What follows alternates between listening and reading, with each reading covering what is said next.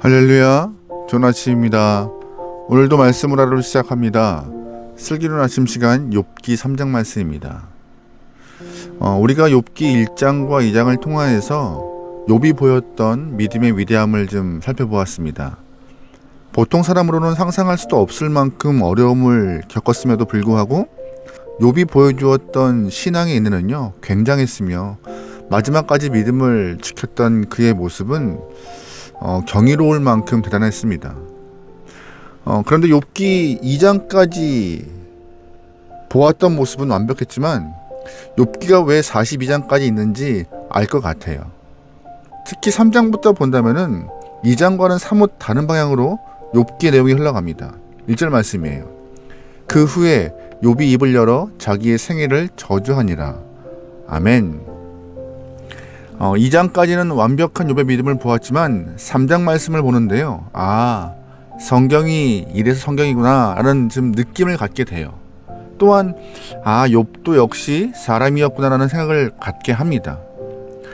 세상 사람들이 자신의 생애를 기록한 책을 보면은요, 그 사람의 장점을 좀 과장해서 기록하고 약점을 가려버리기 위해서 좀 축소하는 모습이 일반적이죠. 그런데 성경은 장점은 장점대로, 또한 약점은 약점대로 거울과 같이 기록하고 있습니다.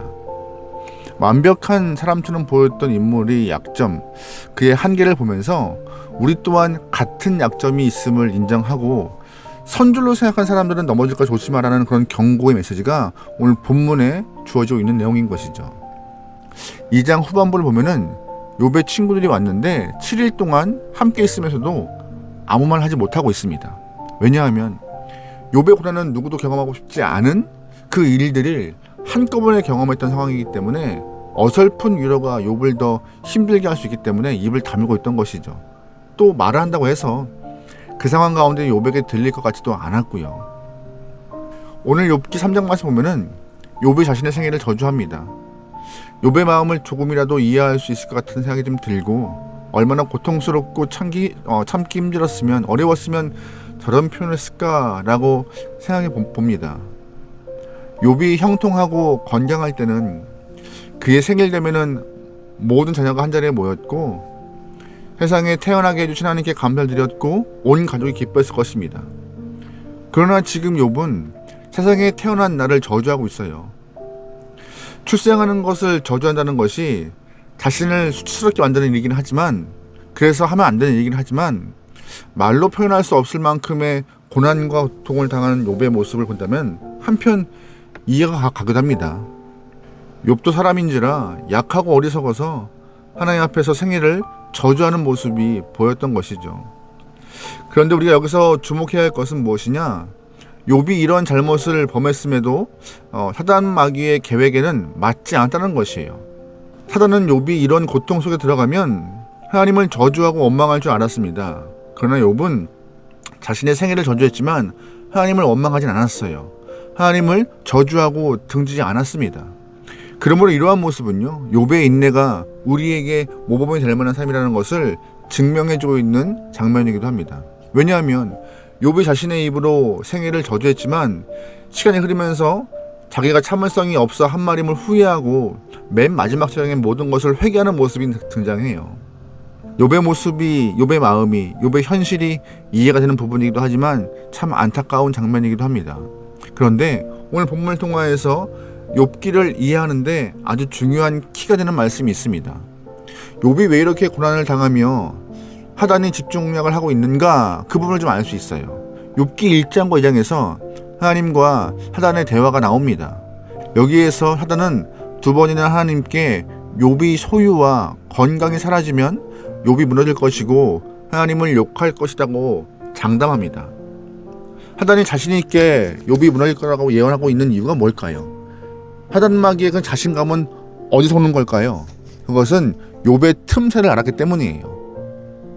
다시 말해서 욥이 걱정하고 두려워하고 있는 것을 알았기 때문에 그 약점을 치면은 하단 마귀는 욥이 무너질 거라 생각했던 것이죠. 그래서 바로 그 약점을 치면 욥은 무너질 것이며 하나님 앞에 등을 지고 주님을 저주할 거라고 장담했던 것입니다. 그렇다면 욥의 약점은 무엇일까요? 바로 막연한 불안과 막연한 두려움이었습니다. 25절 20절 말씀이에요. 내가 두려워하는 그것이 내게 임하고 내가 무서워하는 그것이 내 몸에 미쳤구나. 나에게는 평온도 없고 안일도 없고 휴식도 없고 다만 불안만 있구나. 아멘. 욥은 적어도 두 가지에 대한 불안, 염려와 걱정이 있던 것 같습니다. 첫 번째 뭐예요? 소유에 대한 걱정이요. 내가 갖고 있는 소유물들이 없어지면 어떡하지? 재앙이 닥치면 어떡하지? 내 아이들이 죽으면 어떡하지? 항상 막연한 두려움 안에 욥은 자신의 삶을 좀 가두었던 것 같습니다. 이 두려움을 발판 삼아서 하단마귀가 공격을 시작한 것이죠. 그래서 욥의 소유가 없으면, 재앙이 닥치면, 그래서 자식이 없으면 욥은 분명히 하나님을 저주할 것이라고 장담했던 것입니다. 두 번째, 욥의 두려움은 뭐예요? 잘 지내다가 갑자기 내가 아프면, 또한 가족이 나를 떠나면 어떡하지? 하는 그런 염려가 항상 존재했다는 것입니다. 이런 축복들이, 자신에게 행복한 가정을 준 축복이 날아가 버리면 어떡하지 하는 마음을 항상 갖고 있던 것이 욥의 모습이었던 것 같아요. 결국 이것 또한 하단마귀가 욥의 약점을 잘 발견하고 바닥부터 정수리까지 악창이 나게 했으며, 또한 그의 아내가 떠나버리는 모습으로 욥의 염려를 건드려 버립니다. 사단은 욥이 두려워하고 무서워하는 것을 보았어요. 한두 번이 아니라 늘 욥의 마음속에 이런 것들이 소유와 건강에 대한, 떠나보냄에 대한 그런 염려가 있기 때문에 하단에게 틈을 주었던 것이죠. 사실 우리 주변에도 이런 분들 많이 있어요. 내가 지금 건강한데 어느 날 갑자기 몹쓸병에 걸리면 어떡하지? 내 가족, 내 친구, 내 동료들이 나를 버리거나 떠나면 어떡하지? 이렇게 생각하시는 분들이 생각보다 많아요. 이런 걱정과 근심 때문에 잠 못 이루고 주신 복을 감사하지 못하고 평강과 기쁨을 잃어버린 사람이 많은 것이죠. 하단마귀는 아무나 건들지 않아요. 건들면은 흔들리고 넘어질 사람을 찾는 거예요. 평소 하나님의 말씀에 의심이 있고 확신이 없는 사람은 하단마귀의 말에 무너지고 흔들립니다. 이렇게 마음이 흔들리니까 하단이 쥐고 흔드는 것이죠. 그러기에 우리는 일상에서 하단마귀에게 틈을 주면 안 돼요. 언제나 하나님의 돌보심과 하나님이 책임지심을 믿어야 할 것이며, 지금 우리가 누리고 있는 것에 대한 감사함으로 주 앞에 나가야 할 것이며, 또한 앞으로 주실 것에 대한 기대감을 갖고 믿음으로 살아가는 것이 우리에게 필요한 것입니다.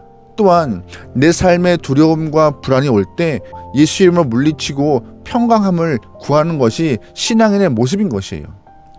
여러분, 그러기에 주님 앞에 믿음으로 기도하시고 기대하시면서 은혜 자리를 향하여서 한 걸음 나아가길 소망합니다.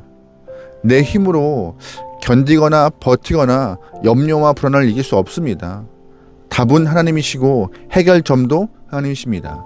그러기에 오늘 하루도 여러분의 삶에서 기도함으로 해결하시고 이끄시고 보호하시고 형통케 허락하시는 하나님의 손길 가운데 우리의 삶을 맡길 수 있길 소망합니다.